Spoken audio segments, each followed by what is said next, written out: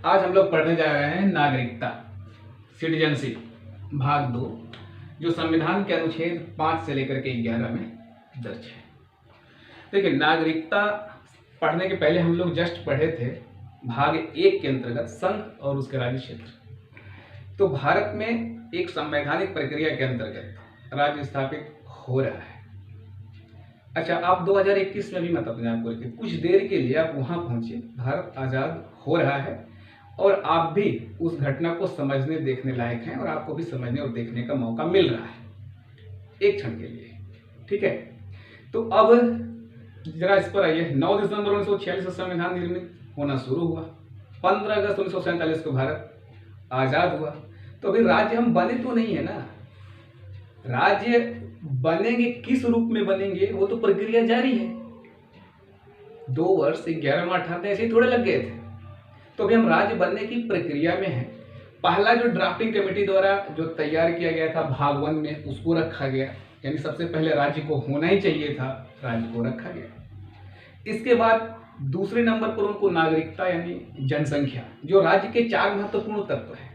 संप्रभुता है, तो संप्रभु सरकार तो होगी ही संविधान के माध्यम से, तो वो चीज हो ही गई। इसके बाद जनसंख्या है, भूभाग है, सरकार है, ये राज्य के प्रमुख तत्व हैं। उसमें राज्य के संदर्भ में जो बातें कही गई भाग 1 में कर ही ली गई है। अब भाग 2 में आएगा नागरिकता। नागरिकता किधर से निकलेगी? राज्य के प्रमुख 4 तत्वों में से नागरिकता कहां से आएगी? जनसंख्या से आएगी। और यह भारत के लिए बिल्कुल नवीन अवधारणा थी। नागरिकता की अवधारणा एकदम नवीन थी। उसका हम प्राचीन रूप में या प्राचीन काल में जाकर के इसकी जड़ों को नहीं खोज सकते हैं, क्योंकि हमारे यहाँ जो संविधान आया, जिस रूप में संविधान बन रहा है, जिस रूप में राज्य की परिकल्पना की गई है, वह वाया हो क्या है। जैसे कोई ट्रेन होती है ना, जैसे मुगलसराय से चली और सीधे कहाँ आ गई? इलाहाबाद, मिर्जापुर होते हुए। और एक ट्रेन मुगलसराय से चली वाया बनारस होते हुए तब इलाहाबाद। तो हमारे यहाँ जो राज्य परिकल्पित किया गया है या किया जा रहा है, अभी राज्य परिकल्पित किया जा रहा है, तो वह पश्चिम से आयातित है।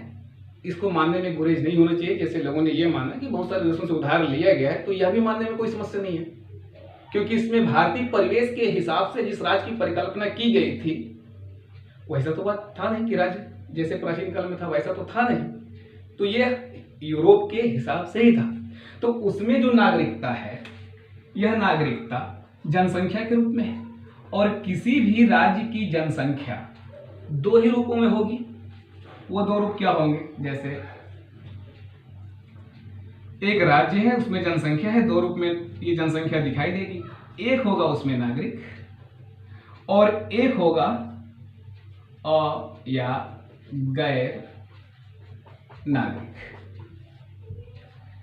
ये है सिटीजन और ये क्या है? एलियन। एलियन एलियन मतलब वही एलियन जिसको आप लोग कहते हैं कि दूसरे ग्रह से आते हैं, यही एलियन है, सेम स्पेलिंग। इसका मतलब होता है अन्य देशीय। अन्य देशीय। और यह तो सिटीजन मतलब नागरिक। तो 2 रूप में जनसंख्या दिखाई दे रही है, एक नागरिक के रूप में और एक गैर नागरिक अनागरिक के रूप में। भारत जब आजाद हुआ तो आजाद होने के बाद ऐसा थोड़े था कि सब कुछ सामान्य हो गया है, ठीक है, बस आजादी में रहते हैं। आजादी के दौरान तो संघर्ष शुरू हुआ। आजादी के पहले जो संघर्ष नहीं शुरू हुआ था भारत को आजाद कराने के लिए, उससे ज्यादा संघर्ष और उससे बड़ी तीव्रता के साथ संघर्ष 15 अगस्त 1947 के बाद शुरू हुआ। और इस संघर्ष में ये तय भी हो गया था 15 अगस्त को कि भारत के 3 भूखंड होंगे, लोग अपनी मर्जी के हिसाब से जा सकते हैं, आ सकते हैं। तो यह प्रक्रिया जो है निर्धारित कैसे की जाए, क्योंकि लोगों का आना जाना लगा है और भारत इसके पहले कभी राज्य के रूप में था ही नहीं। तो इसमें किन लोगों को नागरिक माना जाए और किसको नागरिक न माना जाए, क्योंकि नागरिकता पर जब बात होती है तो जब भी कोई संप्रभु राज्य अपने निश्चित भूभाग पर रहने वाले निवासियों को जो नागरिकता प्रदान करता है, वो उसको कुछ विशेष अधिकार देता है और उसके अधिकारों की गारंटी भी देता है और सभी नागरिकों के साथ समान व्यवहार भी करता है। और ऐसी परंपराएं हमारे यहाँ नहीं थी। क्योंकि देखिए अगर कोई चीज परंपरा के अनुकूल है तो उसमें बहुत कम परिवर्तन करना पड़ेगा और उसके साथ एडजस्टमेंट आसानी से हो जाएगा, नो प्रॉब्लम। लेकिन अगर कोई चीज बिल्कुल अलग हो तो उसके साथ एडजस्ट करने में ज्यादा भार पड़ता है। तो हमारी जो प्राचीन परंपराएं, संस्कृतियां, कल्चर थी वो कुछ ऐसी थी कि वो इस बात को एक्सेप्ट नहीं कर सकती थी कि we are citizen, we are equal. इस तरह की परंपराएं हमारे यहाँ थी नहीं, तो इसलिए इसे एक्सेप्ट करना और इसके संग्रह में बातें करना ड्राफ्टिंग कमेटी के लिए बड़ा परेशानी का कारण बन गया। और ड्राफ्टिंग कमेटी इस पर बहुत परेशान हुई और अंततः 2 साल लग गए, क्योंकि नागरिकता के संदर्भ में जब कानून नियमित किए जा रहे थे तो अभी आप वहीं रहिए, लगभग 1945 और 50 के इर्द गिर्द आप अपने आप को बनाए रहिए मानसिक रूप से। तो इस दौरान नागरिकता के संदर्भ में जो 3 महत्वपूर्ण बातें की ही जाती है कि कौन नागरिक होगा, 3 प्रश्नों को उत्तर दिया ही जाता है उसमें हर हाल में कि कौन नागरिक होगा, नागरिकता कैसे अर्जित की जा सकेगी और नागरिकता का निरसन यानी नागरिकता कैसे त्यागी जा सकती है। तो ये 3 प्रश्नों का उत्तर हर हाल में होता है कि कौन नागरिक होगा, कैसे नागरिकता अर्जित की जाए और कैसे नागरिकता का निरसन हो सके। इन 3 प्रश्नों में से ड्राफ्टिंग कमेटी ने सिर्फ 2 ही प्रश्न का उत्तर दिया, वो भी 2 साल में। इसका मतलब ये नहीं है कि उनको इस पर कुछ समझ में ही नहीं आ रहा था, उनको सब समझ में आ रहा था, इसीलिए इतना टाइम लग गया, इसीलिए इतना टाइम लगा। और बड़ी मजे की बात है कि भारतीय संविधान में सिटीजनशिप यानी नागरिकता की परिभाषा ही नहीं दी गई है, इसे डिफाइन नहीं किया गया है, बल्कि अलग अलग अनुच्छेदों के माध्यम से इसके प्रावधानों को बताया गया है। तो अगर कहीं सवाल आता है कि भारतीय संविधान में नागरिकता की परिभाषा दी गई है, तो नहीं, परिभाषा नहीं दी गई है, ये बताया गया है कि किस तरीके से कोई व्यक्ति भारत का नागरिक हो सकेगा और कौन नागरिक बना रह सकेगा, कैसे उसकी नागरिकता समाप्त की जा सकेगी, इन सब के बारे में प्रावधान है, लेकिन डिफिनीशन के रूप में ऐसा नहीं है। तो अब आइए, जब भारत संविधान अंगीकृत होता है तो उस समय संविधान के कुछ प्रावधानों को लागू कर दिया जाता है, उनमें से 5 से लेकर के 9 तक, जो कि 11 तक है नागरिकता, तो 5 से लेकर के 9 तक तत्काल लागू कर दिए जाते हैं। और इनमें सिर्फ एक ही प्रश्न का उत्तर होता है कि कौन नागरिक होगा, इसी के संदर्भ में बात की जाती है। इसके बाद 9 और 10 जो अनुच्छेद हैं, 10 और 11 जो अनुच्छेद हैं, इन अनुच्छेदों के सहारे संसद ने कानून बनाया नागरिकता अधिनियम 1955। तो नागरिकता के संदर्भ में जो एक अलग से अगर हम समझने की कोशिश करें कि नागरिकता का कोई संविधान होगा तो वह है नागरिकता अधिनियम 1955, क्योंकि नागरिकता के संदर्भ में जो कुछ भी बातें लिखी गई है नागरिकता अधिनियम 1955 में ही लिखी गई है। तो आप जानते हैं ये 1955 की बात है। तो एक ही प्रश्न का उत्तर भी मिला है कि कौन नागरिक है या कौन नागरिक होगा, कैसे नागरिकता अर्जित की जाएगी और कैसे नागरिकता का निरसन हो सकेगा, इसके बारे में प्रावधान नहीं था। लेकिन अनुच्छेद 11 में बात कह दी गई थी कि इसके संदर्भ में कानून बनाने का हक सिर्फ और सिर्फ केवल केंद्रीय संसद यानी पार्लियामेंट को, राज्यों के विधानमंडलों को नहीं होगी।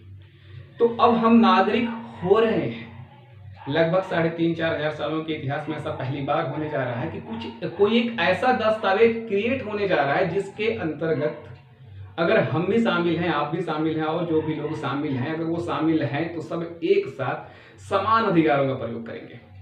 ऐसा पहली बार होने जा रहा है। इसके पहले हम जब ब्रिटिश सरकार के गुलाम थे तो ये अधिकार हमको प्राप्त नहीं थे, क्योंकि अगर कोई व्यक्ति नागरिक है तो उसको उस राज्य के अंतर्गत सिविल पद के साथ साथ जो भी संवैधानिक पद है, जैसे राष्ट्रपति, उपराष्ट्रपति, लोकसभा अध्यक्ष, राज्यसभा अध्यक्ष, सुप्रीम कोर्ट, हाई कोर्ट के मुख्य न्यायाधीश, तो ये जो संवैधानिक पद है इस पर भी पहुंचने का हक नागरिकों को होगा। इसके अलावा जो सिविल पद है उस पर भी पहुंचने का हक नागरिकों को होगा। इसके अलावा उस राज्य के अंतर्गत उसे अपनी संपत्ति को बेचने, खरीदने, सब कुछ करने का अधिकार होगा। मतलब कि अगर वह नागरिक है तो जितना अधिकतम अधिकार उसका होना चाहिए और उसी की तरह अन्य व्यक्ति का होना चाहिए, सबका लगभग बराबर अधिकार है, उसमें किसी का कम किसी का ज्यादा नहीं है। तो ये तो तब हुआ ना जब 26 नवंबर 1949 को संविधान अंगीकृत, नियमित और आत्मार्पित हुआ। ये तो तब हुआ ना। तो थोड़ा सा हम आपको एक यात्रा पर ले चले, संक्षिप्त यात्रा, कि आखिर इसके पहले हम क्या थे। हम तो 26 नवंबर 1949 को नागरिक बने, उस दौरान जो लोग भी थे वो लोग नागरिक बने। तो जब वो नागरिक नहीं थे तब क्या थे, जरा उस पर चर्चा कर लें। आइए, देखिए, जब हम आज़ाद नहीं हुए थे तो ब्रिटिश शासन के अधीन थे, और ब्रिटिश शासन के जब हम अधीन थे तो केवल ब्रिटिश शासन के ही अधीन नहीं थे, उसमें भी एक तरीका था। जैसे ब्रिटिश शासन सीधे जो शासन करते थे लगभग 60% भूभाग पर, उसमें भी तो जनसंख्या कुछ निवास करती होगी। और ठीक उसी तरह से जो देसी रियासतें थी, इन देसी रियासतों का लगभग 40% भूभाग पर शासन था। इसमें भी जनसंख्या रही होगी, इसमें भी जनसंख्या रही होगी, दोनों में जनसंख्या रही होगी। तो ब्रिटिश शासन के अधीन जो भी राज्य प्रशासित हो रहे थे वो क्राउन की प्रजा के रूप में जाने जाते थे, क्राउन की प्रजा। और ठीक अगर हम देसी रियासतों के संदर्भ में देखें तो इसके अंतर्गत जो जनसंख्या निवास कर रही थी वह ब्रिटिश संरक्षण प्राप्त व्यक्ति के रूप में जाने जाते थे। मतलब जब हम नागरिक नहीं थे तब हम क्या थे, और देखते देखते क्या हो गए। तो जब हम नागरिक थे उसके जस्ट पहले हम या तो ब्रिटिश प्रजा थे या तो हम ब्रिटिश संरक्षण प्राप्त व्यक्ति थे, और इन दोनों ही कंडीशन में इनके अधिकार नहीं थे। अगर हम इससे पहले चलें हम क्या थे, तो अब बहुत जल्दी आप प्राचीन काल तक पहुंच जाएंगे, क्योंकि नागरिकता से ठीक ब्रिटिश प्रजा बनना, ब्रिटिश संरक्षण प्राप्त व्यक्ति बनना, और उसके ठीक जैसे ही पहले जाएंगे तो मुगल शासन आता है, तुर्कों का शासन आता है, इतिहास में शासकों का शासन आता है। और इसके दौरान मतलब शुरू से लेकर के 26 नवंबर 1949 से पूर्व अगर देखा जाए तो हम प्रजा ही थे और प्रजा के कोई अधिकार नहीं थे। और अब चूंकि यह संविधान आया तो जो ये जनसंख्या है, इस जनसंख्या में जो लोग नागरिक हैं वो सब समान अधिकारों का प्रयोग करेंगे, और किसी भी पद पर पहुंचने की एक स्वस्थ प्रतिस्पर्धा होगी। अगर उस प्रतिस्पर्धा में आप सफल होते हैं तो आप उस पद पर पहुंचने के हकदार होंगे। एक शुद्ध प्रतियोगिता का इस संविधान के माध्यम से संचालन नहीं होगा, और ये तभी संभव हो सका जब सबके लिए बराबर अधिकार दे दिए गए। तो हम तब प्रजा थे। तो देखिए, इसके पहले हम सबसे पहले प्रजा थे, प्रजा के बाद ब्रिटिश शासन सबसे लेटेस्ट अगर देखा जाए तो इसके अधीन थे, फिर इसके बाद हम सीधे नागरिक बन गए। और ये वही अध्याय है जहां से आप समझने की कोशिश करते हैं। आप यहाँ से समझने की कोशिश करते हैं तो कुछ चीज़ों को आप बड़ा आसानी से समझेंगे, और इसके इतिहास को बिना समझे इसके वर्तमान को समझने की कोशिश करेंगे तो ठीक वैसे ही राय बनेगी जैसे लोगों की राय अभी तक CAB, CAA, NRC और NPR पर बन चुका होगा। क्योंकि ये सच और इसका हकीकत, और इसको समझने के लिए हमें यह समझना होगा कि हम पहले क्या थे। तो पहले क्या थे में 26 नवंबर 1949 से पूर्व हम क्या थे ये आप समझ लिए, और यानी संविधान जब लागू हो गया पूर्ण रूपेण से तो हम क्या हो गए, हम नागरिक हो गए। और हम नागरिक हो गए तो एक संप्रभु सरकार हमारे अधिकारों की सुरक्षा के लिए प्रतिबद्ध हो गई। और इस प्रकार जो हमारी नागरिकता होगी या किसी भी देश की नागरिकता होगी, जिस भी देश की आपको नागरिकता लेनी हो, जिस भी देश का कोई नागरिक होता है, अगर उसे देखा जाए तो दो रूप में आता है। एक तो होता है कि बाई बर्थ, जन्मजात, जन्म सिद्ध अधिकार। जैसे मान लीजिए आप जिस देश के नागरिक हैं तो माता और पिता जिस देश के नागरिक हैं तो उनके बच्चे उस देश के नागरिक हो जाएंगे, तो ये जन्म से नागरिकता होगी। लेकिन अगर इसी तरह से नागरिकता देने का अगर रिवाज रखा जाए दुनिया में तो जो जिस देश का पैदा होगा उसी देश का ही नागरिक बन सकेगा। तो इसलिए एक दूसरी प्रक्रिया भी अपनाई जाती है और उसे कहा जाता है राज्य प्रदत्त नागरिकता, यानी नेचुरलाइज्ड बोर्न सिटीजन। जब राज्य आपको नागरिकता प्रदान करता है कुछ शर्तों के साथ तो वह भी नागरिक होते हैं। तो ये इसके अलावा ये तो एक सामान्य सी समझ है। तो ये नागरिकता को लेकर के लगभग जो भी संप्रभु राष्ट्र होगा उसमें अपने नागरिकों को लेकर के, उसके अधिकारों को लेकर के एक प्रतिबद्धता से वो बंधा होगा, उसको गारंटी का पूर्ण आश्वासन दिया होगा। और यही कारण है कि आज के देश में ज्यादातर लोग जो विकसित देश हैं उनकी नागरिकता हासिल करना चाहते हैं, क्योंकि एक विकसित देश, संपन्न देश, समृद्ध देश जितने अच्छे तरह से अपने नागरिकों के हितों की सुरक्षा कर सकेगा वैसा एक कमजोर राष्ट्र तो नहीं कर सकेगा। इसलिए आप देखते हैं कि भले ही वो जिस देश में पैदा हुआ हो लेकिन फिर भी वो किसी दूसरे देश की नागरिकता ग्रहण कर रहा है। क्यों? क्योंकि इस देश में पैदा यहाँ का जन्मजात नागरिक है लेकिन उसको और भी फायदे चाहिए या उसको और भी सुरक्षा चाहिए, यानी उसका कुछ तो हित है, तभी तो वो भारत के साथ साथ या अन्य देश के लोग भारत की नागरिकता ले रहे हैं। तो ये दो एक सामान्य प्रक्रिया है जो भारतीय संविधान निर्माताओं के दिमाग में ये बात थी। तो अब अगर हम नागरिकता से अगर तुलना इसकी करें कि राष्ट्रीयता से इसको अगर जोड़ा जाए, क्योंकि इस अध्याय में हम लोगों को सारी चीज़ों को समझना है। देखिए, प्रजा, ब्रिटिश संरक्षण प्राप्त व्यक्ति, और फिर इसके बाद नागरिक, और इस नागरिकों के अंतर्गत एंग्लो इंडियन, लूसो इंडियन, फिर इसके बाद NRI, फिर CAD, CAA, NRC और LPR। यहाँ तक की हमारी एक यात्रा इसमें चलेगी इस अध्याय में। तो हम लोग कोशिश ये करेंगे कि आप उसे बड़े आसानी से और उसकी गहराइयों को समझते हुए चलें, ताकि आगे समझने में आपको आसानी रहे और एक आप सही निष्कर्ष पर ही पहुंचे।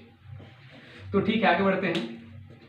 इस प्रकार जो है नागरिक और राष्ट्रीयता के साथ अगर हम अंतर को देखने की कोशिश करें तो आप ऐसे देख सकते हैं, जैसे अगर कोई व्यक्ति नागरिक है तो आप अच्छी तरह से जानते हैं वो अपनी नागरिकता क्या कर सकता है, बदल सकता है कि नहीं बदल सकता है, बदल सकता है।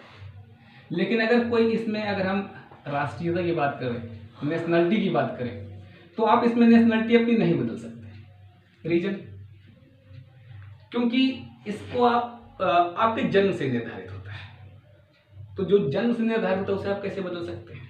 नागरिकता के संदर्भ में अगर हम बात करें तो ये क्या है, एक लीगल स्टेटस है, ये वैधानिक परिस्थिति है ये। और अगर हम यहाँ पर देखें राष्ट्रीयता क्या है, तो ये राष्ट्रीयता यहाँ वैधानिकता की बात नहीं है, बल्कि उसके जन्मजात होने की वजह से है, उसके जन्मजात होने की वजह से है। इसके बाद अगर इसको देखें तो लीगल टर्म के रूप में उपयोग होता है, लीगल टर्म के रूप में, और यह डिसेंट के रूप में।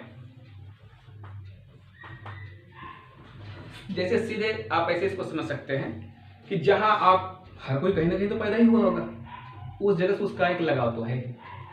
अगर उस क्षेत्र की कुछ बात है और ये कहा जाए कि यहाँ पर ऐसा कुछ हो रहा है, वो तुम्हारे गांव की बात है और तुम उधर चलोगे तो इतना बड़ा नुकसान गाँव को होने जा रहा है, वो नहीं हो पाएगा। तो आपके अंदर मतलब हुआ कि हाँ यार ठीक है, वो हमारा गांव है। तो जिस तरह से आपको अपने गांव से मोहब्बत होती है, फिर जिला से, फिर प्रदेश से, फिर देश से, ये प्रक्रिया तो ऐसे ही चलेगी। तो इसी क्रम में अगर देखा जाए तो यहाँ पर राष्ट्रीयता जो है, चूंकि बाई बर्थ निर्धारित होती है, जन्म से चलती है, तो इसको हम बदल नहीं सकते। लेकिन नागरिकता हम बदल सकते हैं, इसको हम जब चाहें तब त्याग भी सकते हैं। एक साथ हम दो देश के भी नागरिक हो सकते हैं, जैसे कि मतलब कुछ देशों के साथ ऐसा है कि आप दो देश के नागरिक होंगे तो उनको समस्या नहीं है। ऐसे देशों के लिए कोई व्यक्ति के पास दोहरी नागरिकता भी हो सकती है।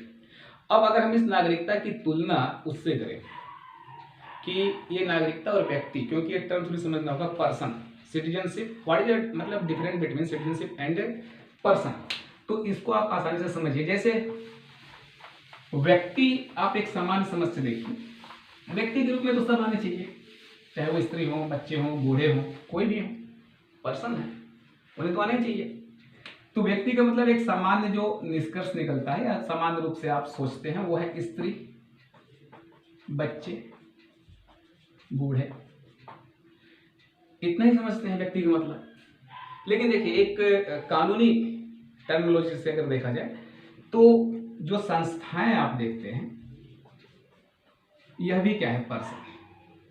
कंपनी अधिनियम 1956 के तहत जो है कोई संस्था है, कंपनी है, ये नागरिक नहीं ना हो सकती है। कोई संस्था नागरिक कैसे हो सकती है, लेकिन इसे व्यक्ति माना गया और व्यक्ति मान करके इसके ऊपर जो नियम और रेगुलेशन लगाए जाते हैं उसी के आधार पर लगाए जाते हैं। तो व्यक्ति का मतलब कि इसमें स्त्री भी होंगे, बच्चे भी होंगे, बूढ़े भी होंगे, और इसके अलावा कौन कैटेगरी बन रही है। ट्रांसजेंडर की आप बात करते हैं तो हाँ वो भी है, वो अलग नहीं है। लेकिन ये जो संस्थाएं हैं ये निर्जीव हैं। तो निर्जीव व्यक्ति होने का मतलब ये है कि वो निर्जीव भी हो सकता है, सजीव हो सकता है, सिंपल। लेकिन अगर नागरिक की बात की जाए तो नागरिक निर्जीव नहीं हो सकता। आप अच्छी तरह से जानते हैं अगर कोई नागरिक है, हम और आप या कोई भी, तो हम लोग तभी तक नागरिक हैं जब तक जिंदा है। जैसे ही हम मर गए हम नागरिक ही नहीं है। ऐसा थोड़ा है कि फलाना मर गए वो नागरिक है, उनका वोट डाल लें, ये तो बेईमानी किया जाता है ना। ऐसे तो क्योंकि वो नागरिक तो है नहीं, तो वोट कहाँ से डालेंगे भाई, लेकिन बेईमानी होती है। तो नागरिक होने के लिए उसका जिंदा होना जरूरी है, उसका मानव होना भी जरूरी है। जिंदा होने का मतलब ये नहीं कि कोई जानवर है, जैसे भैंस है तो भैंस क्या नागरिक हो गई या उसको नागरिकता दी जा सकती है? नहीं। आदमी हो यार, होमो सेपियंस सेपियंस हो, चाहे वो मेल हो, फीमेल हो, बूढ़ा हो, बच्चा हो। तो इसका मतलब ये है कि नागरिक, अगर इसको हम ग्राफ से देखें तो नागरिक यहाँ पर अगर होगा तो इसको हम नाम भी दे दे रहे हैं जिस अधिनियम के तहत है, नागरिकता अधिनियम 1955। नागरिकता अधिनियम 1955 के तहत भारत में जो भी नागरिक है वो नागरिक है। अब इसके अलावा हम इनको भी इसमें शामिल कर लें तो इससे आप क्या निष्कर्ष निकाल रहे हैं कि हर नागरिक व्यक्ति हो सकता है। सच भी है, हर नागरिक व्यक्ति तो हो ही सकता है ना, लेकिन हर व्यक्ति क्या नागरिक होगा? हर व्यक्ति नागरिक तो होगा नहीं। तो इसलिए जो है ये बात हमें लगता है कि अब आप समझ गए कि नागरिक और पर्सन के बीच का जो डिफरेंस है वो आप समझ गए। जैसे हमारे देश में कोई घूमने फिरने है तो अपने देश का तो नागरिक है, लेकिन हमारे देश का नागरिक थोड़े है, लेकिन वो चाहे तो स्त्री होगा, बच्चा होगा, बूढ़ा होगा, कुछ तो होगा, तो कुछ तो होगा, तो पर्सन है। तो पर्सन है तो उसके भी अधिकार है, उसके भी अधिकार हैं। लेकिन हाँ, अगर हम नागरिक हैं तो जैसे मौलिक अधिकार में सारे के सारे मौलिक अधिकार जो है किसको प्राप्त है? नागरिकों को प्राप्त तो है। हाँ, कुछ उसमें मौलिक अधिकार ऐसे जो विदेशियों को भी प्राप्त है। 15, 16, 19, 29, 30 इसको छोड़ करके अन्य मौलिक अधिकार विदेशियों को भी प्राप्त है मानवता के आधार पर।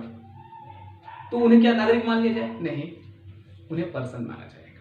तो अभी तक हम लोगों ने ये देखा कि प्रजा, ब्रिटिश संरक्षण प्राप्त व्यक्ति, नागरिक व्यक्ति और नागरिकता और राष्ट्रीयता का अंतर ये जो था ये कैसे था। अब चूंकि भारत में जो लोग नागरिक बनने की प्रक्रिया में थे, यानी संविधान सभा के सदस्य सोच रहे थे कि किनको नागरिक बनाया जाए, उसके लिए कौन सा नियम और पैमाना तय किया जाए, तो इसके लिए यह जरूरी था ना कि पहले जो अव्यवस्था चल रही है, संक्रमण चल रहा है, मारकाट मचा हुआ है, यार इसमें कुछ स्थिरता तो आए। वो कैसे डेडलाइन कोई खींच सकते थे कि आज 15 अगस्त 1947 को भारत आजाद हुआ, 1 महीना, 2 महीना, 6 महीना, साल भर के अंतर्गत लोग नहीं आए तो भारत के नागरिक नहीं होंगे। तो ऐसी लाइन कैसे वो खींच सकते थे? क्योंकि स्थितियों पर उनका नियंत्रण था ही नहीं, और चूंकि उन पर नियंत्रण नहीं था इसलिए नागरिकता के संदर्भ में जो 3 प्रश्नों का उत्तर देना होता है उसमें 2 प्रश्नों का उत्तर संविधान सभा के सदस्यों ने नहीं दिया, बल्कि उसके लिए एक कॉलम बना के छोड़ दिया कि संसद ऐसा काम कर सकती है फ्यूचर में, क्योंकि ये स्थिति अभी नहीं शांत है। तो क्या कभी नहीं शांत होगी? स्थितियां सामान्य होंगी तो ये अधिकार संसद के पास होगा। और संसद ने नागरिकता अधिनियम 1955 बनाया और उसके बाद उसने ये बताया कि भारत में आप नागरिकता प्राप्त करना चाहते हैं तो कितने प्रकार से प्राप्त कर सकते हैं, और अगर आप भारत के नागरिक हैं तो आपकी नागरिकता किस प्रकार से जा सकती है। और यह भी बताया कि अगर आपकी नागरिकता एक बार छीन ली जाएगी तो आप अपील ना तो इंडिया के किसी कोर्ट में कर सकते हैं और नहीं दुनिया की किसी कोर्ट में कर सकते हैं। तो ये नागरिकता अधिनियम 1955 में बताया गया। लेकिन अभी ये दौर शुरू है, संविधान निर्माण की प्रक्रिया शुरू है, 2 साल इनको लगा। तो ऐसा थोड़ा है कि हम बैठे थे 2 साल तक भाग 2 पकड़ के कि आगे बढ़वे न करेंगे, जब तक 2 का हल नहीं निकलेगा, 2 में जो नागरिकता उसका निर्धारण नहीं हो जाएगा तब तक हम लोग आगे बढ़ेंगे ही नहीं। ऐसा तो नहीं था, वो अगले भाग पर पहुंच रहे थे, उस पर काम कर रहे थे, स्थितियां सामान्य हो रही थी, इसके संदर्भ में प्रावधान कर रहे थे। और यही कारण है कि 2 साल लगे, 2 साल बाद जाकर संविधान सभा में ये जो बातें रखी गई उसके बारे में बताया गया। 2 साल बाद अंतिम में लगभग संविधान बनने की प्रक्रिया के अंतिम चरण में ये बातें निर्धारित हो पाई, जिसमें एक प्रश्न का उत्तर मिला था। उस समय एक समस्या और आई थी, और वो समस्या ये थी कि आप अच्छी तरह से जानते हैं कि आक्रांता थे, ब्रिटिश क्या थे? आक्रांता थे। और जब भारत आजाद हुआ तो भारत को छोड़कर के उनको जाना था। वो मुगल तो थे नहीं, तो थे नहीं, वो यहाँ पर बसने के लिए आए। लेकिन चूंकि ये प्रक्रिया बड़ी लंबी रही, लगभग 200 साल तक वो भारत पर हुकूमत किए। इस दौरान बहुत सारे लोग जो ब्रिटिश अफसर थे वो भारत में आए, रुके, और बहुत लोग यहाँ पर बस गए। बहुत लोगों को ब्रिटिश सरकार ने खुद ही कानून बना के उनको इनकरेज किया कि वो भारतीय महिलाओं से शादी करें। शादी इसलिए करें ताकि लंबे समय तक इंडिया में रह सके, इसलिए वो प्रमोट कर रहे थे। लेकिन 1857 की क्रांति के बाद उन्होंने इस कानून को बंद कर दिया। कहा कि अब कोई भी ब्रिटिश ऑफिसर्स, ब्रिटिश अधिकारी, ब्रिटिश नागरिक भारतीयों से शादी नहीं कर सकता। ठीक है, ये प्रक्रिया भी होगी। लेकिन इसके बाद अब देखिए, इसमें 2 कंडीशन बनी। जब भारत आजाद हुआ तो इनका भी ख्याल रखा जाएगा ना, इनको कहाँ रखा जाएगा? ब्रिटिश सरकार के पास ही जाना चाहिए। कौन है ये लोग जो ब्रिटिश सरकार के पास जाना चाहेंगे तो शायद वो लेना ना चाहे, और शायद ये जाना भी ना चाहे और रहना भी ना चाहे। ये वो लोग हैं जैसे वो इंडिया में आए, इंडिया में अपने परिवार के साथ है, शादी सब वो अपने यूरोप में ही किए, लेकिन बाल बच्चों के साथ यहाँ आए और यहीं रह गए। उनकी एक नहीं 2 पीढ़ियाँ आगे निकल गई और वो ब्रिटेन नहीं गए। 200 सालों में तो ये हो ही सकता है ना लगभग। इसके बाद कुछ वो लोग थे जो आए तो यूरोप से थे, लेकिन यहाँ की महिलाओं से उन लोगों ने शादी की, तो इनके भी बच्चे होंगे और ये भी ब्रिटेन जाना नहीं चाहेंगे, क्योंकि इनका मायका मामा गाँव तो यही है, इंडिया में ही है, क्योंकि माँ तो यहीं की है। तो अब ये कहाँ जा सकते थे? इनकी पहचान ही ब्रिटेन में खो गई है। लेकिन ये नो डाउट कमाल के हैं, ये शासक वर्ग की तरफ से आते हैं। कम से कम ब्रिटिश प्रजा से तो इनकी ज्यादा अधिकार थे, रहे ही होंगे ना, इन पर ज्यादा विश्वास करती रही होगी ब्रिटिश सरकार। तो इन 2 लोगों में से वो लोग कम थे जो यूरोपीय थे और यूरोप की किसी महिला से शादी किए थे और इंडिया में आ गए थे, बस गए थे। तो ऐसे लोग बड़े कम थे। इसमें आप कुछ नाम हम आपके सामने बता सकते हैं। रस्किन बॉन्ड का नाम आपने सुना होगा, जो हिंदुस्तान में डिटेल लिखते हैं, अभी भी वो जिंदा हैं, बूढ़े हो चुके हैं काफ़ी, और हिमालय की वादियों के ऊपर बहुत लिखते हैं। तो एक वह है रस्किन बॉन्ड। जॉर्ज ऑरवेले का नाम आपने सुना होगा, वह भी है। तो जॉर्ज ऑरवेले, रस्किन बॉन्ड, ये लोग जो हैं ये इसी कैटेगरी में थे और इनकी संख्या नो डाउट कम होगी, उनकी संख्या ज़्यादा होगी जो यहाँ रुक गए, जो थे तो यूरोपीय लेकिन माँ इंडियन थी, तो उनकी ज़्यादा संभावना थी कि वह यहाँ रुक जाएंगे और इनकी संख्या भी ज़्यादा थी। तो अब चूंकि भारत आज़ाद हो रहा था तो इनकी जगह क्या होगी, ये कहाँ जाएंगे? ब्रिटेन इनको अपने पास ले जाकर रखेगा और ये भारत में रहेंगे तो इनके पास कौन से अधिकार होंगे, क्योंकि संख्या में बहुत ज़्यादा है। 1941 से माना जाता है कि इनकी जनगणना हुई थी, लेकिन वो अंतिम जनगणना थी और उसके आधार पर भी जो लोग उसी को आधार बना के बताते हैं तो ये भी बताते हैं कि एंग्लो इंडियन की जनसंख्या लगभग 3 लाख के आसपास है और कई जगह 1.25 लाख भी दिखाई, मतलब फैक्ट है कि 1.25 लाख के आसपास इनकी जनसंख्या है। क्योंकि भारत आज़ाद हो रहा है, उसमें इनकी स्थिति क्या होगी ये तय नहीं था। जनसंख्या इतनी थी नहीं कि लोकतंत्र के आधार पर कहीं से भी चुनाव जीत करके अपने हितों को सुरक्षित करने के लिए सदन में अपनी आवाज बुलंद कर सकते थे, ऐसा इनके साथ हो नहीं सकता था। इसी कड़ी में फ्रैंक एंथोनी नाम के एक एंग्लो थे। 1908 में इनकी पैदाइश इंडिया में मध्य प्रदेश में हुई थी और यह भारत के पहले राष्ट्रमंडल संसदीय सम्मेलन का प्रतिनिधित्व करने वाले पहले व्यक्ति हैं, फ्रैंक एंथोनी। और एंग्लो एसोसिएशन का ये प्रमुख भी थे।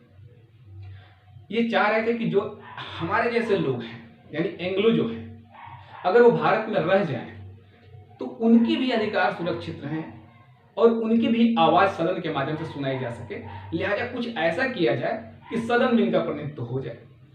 और चूंकि फ्रैंक एंथोनी फ्रैंक थे और जवाहरलाल नेहरू से उनकी मित्रता थी, तो वो अपने पर्सनल रिक्वेस्ट से जवाहरलाल नेहरू को उन्होंने बताया कि बात भाई ये है, और अगर लोकसभा में कुछ सदस्यों का प्रतिनिधित्व हो जाए मनोनीत रूप में, क्योंकि हम लोग चुनाव तो जीत ही नहीं सकते, तो ऐसी स्थिति में क्या होगा कि हम लोगों के हित भी सुरक्षित हो जाएंगे, क्योंकि इनके सामने बड़ी विकट स्थिति हो गई है।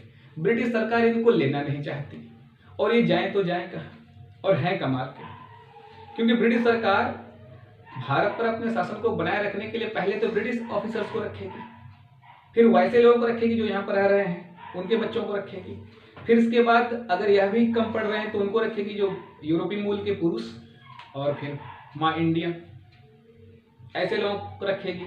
और फिर अगर ये लोग भी हट जाएंगे तो फिर वो इंडियन जो देसी रियासतों की मानसिकता रखने वाले लोग हैं वैसे होंगे, उनको रखेगी, क्योंकि वो भी इनके साम्राज्य को जिंदा रखने में जी जान से जुटे हुए हैं।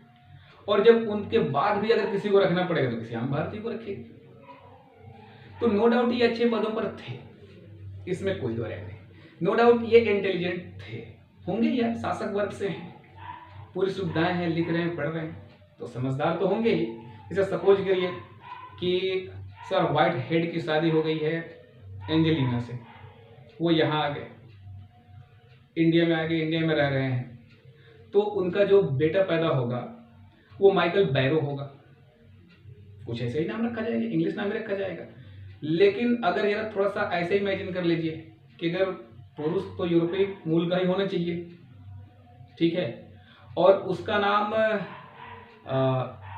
सर डिस्कोविस्टिक है, और जिससे उसने शादी की है उसका नाम सुरमिया है, क्योंकि माँ तो भारतीय होगी। और इनके अगर बच्चे पैदा होंगे तो इसमें यूरोप का भी गुण होगा और इंडिया के लोगों का भी गुण होगा। और इस तरह से इनके जो बच्चे पैदा होंगे उनको आप क्या कहेंगे? वो ब्रिटेन के हैं, वो इंडिया के हैं, वो न तो ब्रिटेन के हैं न तो इंडिया के हैं, क्या कहने की स्थिति में है। और ऐसे बच्चों की जो पैदाइश और परवरिश होगी वो दो बातों में भारत के जो बच्चे हैं उनसे भिन्न होंगे। कौन सी दो बातें होंगी? पहली बात होगी भाषा। जैसे सपोज करिए सुदमिया देवी बिहार की हैं और डिस्कोविस्टिक जो था वो तो यूरोप का है ही, वो अपना अंग्रेजी सिखाएगा, ये अपना भोजपुरी सिखाएंगे। ये बच्चा दोनों सीखेगा। अब वो अंग्रेजी भी बोलेगा तो भोजपुरी एक्सेंट में बोलेगा, टोन वही रखेगा भोजपुरी वाला, थोड़ा थोड़ा तो रखेगा। और तो इस तरह से वो अंग्रेजी भी बोलेगा तो टोन उधर जाएगा, और भोजपुरी भी बोलेगा तो उसमें अंग्रेजी का एक्सेंट रखेगा। लेकिन ये नो डाउट ये बच्चे उन बच्चों के प्रेरणा स्रोत नहीं हो सकते जो उस समय गुलाम भारत के बच्चे थे। और इसमें जो माइकल बैरो है, जिनके दोनों माता पिता वहीं से हैं, तो माइकल बैरो से ज्यादा बेहतर ये इनके बच्चे हैं। किनके? सुदमिया देवी से जो उत्पन्न हुए हैं और डिस्कोविस्टिक से। और इनके बच्चे को मान लीजिए डब्ल्यू मियाँ नाम रख दिए। तो ये डब्ल्यू मियाँ और माइकल बैरो, इन दोनों को आप देखिए, ये दोनों कजिन लगे रहे हैं आपको, कजिन टाइप से हैं भी। इन दोनों में माइकल बैरो अच्छा अपने आप को मानेगा, इसकी संख्या कम होगी लेकिन अपने आप को अच्छा मानेगा क्योंकि इसके माता पिता दोनों यूरोपीय हैं। और डब्ल्यू मियाँ को भी पता है कि हाँ यार मेरी माता यहाँ सुदमिया, और सुदमिया वाकई में बड़ी भोजपुरी बोलती है और स्टैंडर्ड हम लोग थोड़ा लोगों से लो है, ठीक है। लेकिन जो भारतीय बच्चे हैं उसी दौर के, उन्हीं के समय के, वो इन दोनों को खराब मानेंगे, दोनों में से किसी को अच्छा नहीं करेंगे। जैसे कि आपको मैं एक थोड़ा सा इंडिकेशन दूँ, वो भगत सिंह की मूवी आपने जिसमें देखा होगा कि राजगुरु भगदेव सुखदेव ये लोग क्रिकेट खेल रहे होते हैं, तो फिर इसके बाद जो है क्या होता है कि अंग्रेजों के बच्चे आते हैं, उन पर फप्तियाँ कसते हैं। तो वैसे ही ठीक उसी रूप में भारतीय बच्चे इनके ऊपर फप्तियाँ कसते थे और कहते थे अधपकी रोटी। अब हो सके कि बैरो मियाँ को माइकल बैरो को समझ में नहीं आए कि वो क्या कह रहे हैं, तो उनको अधपकी रोटी कहते थे, कच्चा बच्चा करके चिढ़ाते थे। और ये वही एंग्लो, तो पहले कैटेगरी को छोड़ दिए गए, जो दोनों यूरोपीय मूल के थे उनको छोड़ दिया, इनकी संख्या बड़ी कम थी। तो यूरोपीय मूल की कौन होगी? यूरोपीय मूल का कौन होगा? पिता। और माँ कहाँ की होगी? इंडिया की। और ये कहा गया कि इन दोनों से उत्पन्न जो संततियां होंगी ये लोग कौन होंगे? एंग्लो कहलाएंगे। और ऐसे लोगों के लिए लोकसभा में 2 सदस्यों का प्रतिनिधित्व किया जाएगा। और इन 2 लोगों के हिसाब से, मतलब माँ क्या हो, भारतीय हो, इनमें अगर आप नाम सुनना चाहें तो कुछ लोगों का नाम सुन लें, आप उनमें से बहुत का नाम जानते होंगे, और कुछ लोगों का नाम आपको जानना भी चाहिए। जैसे फ्रैंक एंथोनी का आप नाम जानते हैं। इन्हीं के साथ जो दूसरे सदस्य चयनित होने वाले थे लोकसभा में एंग्लो इंडियन के रूप में, उनका नाम था A.E.T. बैरो। ये 2 लोग थे। और हम यह भी जानते हैं कि अब एंग्लो सदस्य मनोनीत नहीं किए जाते हैं। 25 जनवरी 2020 इनको खत्म कर दिया गया। तो लास्ट में जो लोग आए उनमें एक जॉर्ज हे थे और एक और थे कोई। तो ये 2 लोगों का चयन हुआ था और ये अंतिम थे, और अब इनका मनोनयन नहीं किया जाता। फिर एक सवाल ये बनता है कि अगर ऐसा था तो इनको तब से लेकर के अब तक लाया जा रहा था, इनकी संख्या बड़ी कम थी, तो इस पद को बनाए क्यों रखा गया अब तक? देखिए, बनाए रखने जाने के पीछे सबसे महत्वपूर्ण कारण एक ही है और कोई कारण नहीं। सरकारें बहुमत में नहीं हुआ करती थी, एक दौर वो भी था। कांग्रेस वन डोमिनेंट पार्टी रही, और इसके बाद 80 के बाद के दशक को आप देखिए, कोलिशन गवर्नमेंट का दौर चल रहा था, ठीक है। और शुरुआत में इनके हितों की सुरक्षा करने की जरूरत भी थी, क्योंकि ये जो एंग्लो थे वास्तविकता ये थी कि हमारे भी हितों की सुरक्षा कर रहे थे। क्योंकि बहुत कुछ तो ऐसा था, चाहे वो रेलवे का हो, एयरपोर्ट का हो, और साइंस की चीज़ें जो विज्ञान की हों, सुरक्षा के मानकों की हों, उनको चलाना, उनका देख रेख करना, ऑपरेट करना, यही जानते थे। और तो कोई जानेगा नहीं ना बेहतर ढंग से। अभी आज ही की तारीख में सपोज करिए सारे रेलवे कर्मचारी के हम नहीं जाएंगे, तो नया कर्मचारी नियुक्त करके तुरंत रेलवे चलवा दी जाएगी? नहीं ना, ये तो संभव नहीं है। तो इन लोगों को यहाँ रखा गया, इनको सम्मान दिया गया, ये हमारी शुरू की मजबूरी थी। मतलब 70-80 के दशक तक, शुरुआती 20 साल तक रखना ये भारत की लगभग एक हिसाब से देखा जाए तो मजबूरी भी नहीं कह सकते हैं, लेकिन जरूरत थी। तो क्योंकि ये जानते थे और इनसे सीखना था। लेकिन इसके बाद के वर्षों में अगर देखा जाए तब क्यों बनाए रखा गया, तो उसके बाद ये राजनीतिक मजबूरी बन गई। और इसी कड़ी में आप जानते हैं कोलिशन गवर्नमेंट का वो दौर जो 20वीं सदी के उत्तरार्ध में अटल जी की सरकार थी, एक वोट से गिर गए थे। 2 एंग्लो इंडियन के मतदान करने के बाद, अगर 3 एंग्लो इंडियन के मतदान करने के बाद होती सरकार बच जाती। तो लोग ये सोचते थे कि जो एंग्लो इंडियन मनोनीत किए जाएंगे और वो तो सरकार के पक्ष में ही वोटिंग करेंगे, तो एक वजह यह थी। लेकिन 2014 में जब मोदी सरकार आई तो 2 साल तक इनको मनोनीत ही नहीं की, तो एक दबाव सा बनने लगा सरकार के ऊपर कि क्यों ऐसा नहीं सरकार कर रही है। तो फिर जाकर मतलब इसके बारे में दबाव बनने लगा। राजीव गुप्ता एक मध्य प्रदेश का स्टूडेंट है, उसने आरटीआई के माध्यम से जानना चाहा कि एंग्लो की संख्या कितनी है, भारत में एंग्लो इंडियन जो है उनकी संख्या लगभग कितनी है। तो भारत सरकार का जो सांख्यिकी कार्यान्वयन मंत्रालय था उसने कहा कि हमारे पास ऐसा कोई डेटा ही नहीं है। तो इनकी एक निश्चित जनसंख्या के बारे में पता भी नहीं था, पता भी नहीं है लोगों को, एक अनुमान ही चलता है। लेकिन फिर भी मोदी गवर्नमेंट ने 16 में 2 एंग्लो की नियुक्ति की, लेकिन इसके बाद वो अंतिम थे। 2019 में उनका कार्यकाल खत्म हो रहा है, उसके बाद जून 19 से खत्म होंगे, अब तो नियुक्त ही नहीं किए जाएंगे। तो एक रीजन इनको, बाद का रीजन ये था कि राजनीतिक कारणों से इनको बनाए रखा गया था। और संघीय मंत्री रविशंकर प्रसाद ने बताया कि इनकी संख्या 300-4 यानी 296 थी। अब इस पर बड़ा ऐतराज लोगों ने जताया कि 296 नहीं हो सकती, जब पहले ही इतनी ज़्यादा थी, 1 लाख से भी अगर ज़्यादा थी तो वो घटने की संभावना तो कम ही है। उसमें आप कुछ लोगों का नाम आपको जैसे जाना चाहिए, फ्रैंक एंथोनी के अलावा, A.E.T. बैरो के अलावा, अनिल ओ ब्राउनी, ये एयर चीफ मार्शल थे। क्या देखिए अच्छे पद पर हैं कि नहीं है। इलाहाबाद में इनका जन्म हुआ था और किरण ब्राउनी से इन्होंने शादी किया था। 23 में ये एयर चीफ मार्शल थे इंडिया के। इसी तरह से जब हम आगे बढ़ते हैं तो डेरेक ओ ब्रायन, ये अभी जिंदा हैं, एंग्लो हैं, और ये लोकसभा में मनोनीत नहीं है, ये बाकायदा चुनाव जीत के गए हैं। तृणमूल कांग्रेस के नेता हैं डेरेक ओ ब्रायन, और इन्होंने पहली बार, भारतीय इतिहास में पहली बार राष्ट्रपति के चुनाव में इन्होंने मतदान भी किया। तो अगर सवाल ऐसे कभी आता है कि क्या एंग्लो सदस्य, जब ये प्रावधान था तो राष्ट्रपति के उसमें भाग लेते हैं कि नहीं लेते हैं, तो इसमें नहीं भाग लेते हैं। लेकिन ये एंग्लो होने के वजह भाग इसलिए ले लिए क्योंकि तो बाकायदा चुने गए थे, सांसद बन के गए थे, तो सांसद तो वोटिंग करता ही है। तो ये एंग्लो भी थे, सांसद भी थे, इसलिए तो पहला ऐसा एंग्लो इंडियन जिन्होंने राष्ट्रपति के चुनाव में वोटिंग किया हो, प्रणब मुखर्जी उसमें चुनाव में खड़े थे, तो डेरेक ओ ब्रायन है, जो आज की तारीख में जिंदा भी हैं। इसके अलावा अब कुछ नाम हम बोलें तो शायद आप जान जाएं, जैसे बेन किंग्सले का नाम जानते होंगे, अच्छा नहीं, माइकल चोपड़ा फुटबॉलर है, ब्रिटेन का है। अच्छा, जो क्रिकेट के प्रेमी होंगे वो नासिर हुसैन को जानते होंगे, वह भी एंग्लो है। लेकिन इनको भी जो लोग नहीं जानते होंगे, इनको जरूर जानते होंगे, कैटरीना कैफ, लारा दत्ता, महेश भूपति, तो इनको भी मतलब एंग्लो ही माना जाता है, जिस रूप में एंग्लो की परिभाषा परिभाषित की गई है उसके हिसाब से। तो ये हैं भारतीय नागरिक ही, लेकिन यह 2 मामलों में हमसे अलग थे। किस किस मामले में? एक भाषा के मामले में और एक जाति के मामले में। जो भारतीय नागरिक को अधिकार प्राप्त थे, इनको भी वो पूरे अधिकार थे, लेकिन कुछ अनुच्छेदों के माध्यम से इनको विश्वास दिलाया गया। जैसे 331 के तहत इनको सुरक्षा प्रदान की गई, 336 के तहत कुछ विशेष मामलों में सिर्फ एंग्लो की ही नियुक्ति की जाएगी, यह भी बात कही गई।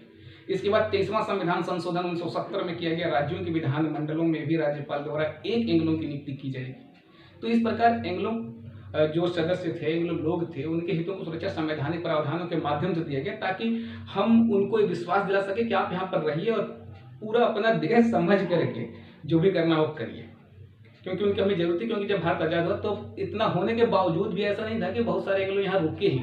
उस समय बहुत सारे एंग्लो इंडियन जो थे वो दूसरे देश में चले गए, क्योंकि वो समृद्ध थे, उनके पास पैसे थे, सब कुछ उनके पास था। तो कुछ ऑस्ट्रेलिया गए, कुछ USA गए, कुछ अलग अलग मतलब जहाँ जिनको समझ में आया, जिसका जैसे अभी रिलेशन रहा होगा, लेकिन उसमें ज़्यादातर लोग इंडिया से बाहर चले भी गए। तो जो लोग रुक गए अब वो भारत नागरिक तो होंगे ही होंगे, और इसके अलावा उनके हितों की सुरक्षा प्रदान करने के लिए संवैधानिक प्रावधान किए गए। इसके अलावा एक और बात है, लूसो इंडियन की भी चर्चा चलती है। संविधान सभा के सदस्यों में इस बात पर भी चर्चा हुई थी कि क्या ऐसे लोगों को जिनके पिता यूरोपीय मूल के हों, सॉरी पुर्तगाली हो और माँ भारतीय हो, ये माँ भारतीय हो और पिता क्या हो, पुर्तगाली हो, और इनसे जो बच्चे पैदा हो रहे हैं वो लूसो इंडियन, लेकिन इनकी संख्या एकदम कम थी। क्योंकि आप जानते हैं पुर्तगाल सबसे पहले आया तो जरूर और सबसे बाद में गया तो जरूर, लेकिन भारत के कम ही हिस्सों पर इसका कब्जा था, क्योंकि ज़्यादातर हिस्से पर तो ब्रिटिश गवर्नमेंट की हुकूमत थी। तो इस प्रकार इस पर संविधान सभा के सदस्यों ने विचार नहीं किया।